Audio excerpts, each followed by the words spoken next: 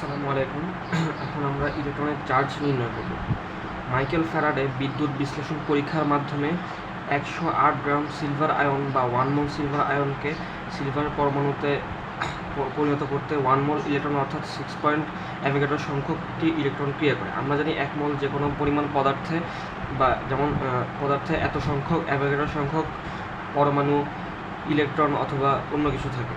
যেমন 1 মোল ইলেকট্রন সমান অ্যাভোগাড্রো সংখ্যক ইলেকট্রন, অথবা 1 মোল সিলভার আয়ন সমান 1 মোল সিলভারে পরমাণু থাকে 6.023 × 10⁻23টি।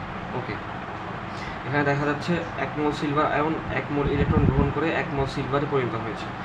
এখানে 1 মোল সিলভার আয়নের ওজন 108 গ্রাম, 1 মোল ইলেকট্রনের চার্জ থেকে 1 ফ্যারাডে অথবা 96,500 কুলম্ব, এবং 1 মোল সিলভারে থাকে 108 গ্রাম সিলভার।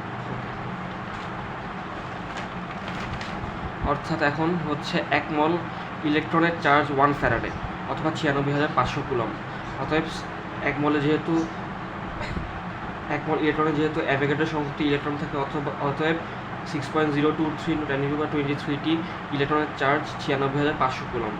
অতএব একটি ইলেকট্রনের চার্জ হবে এত 96,500 বাই অ্যাভোগাড্রো সংখ্যা সমান -1.6 × 10⁻−19 কুলম্ব।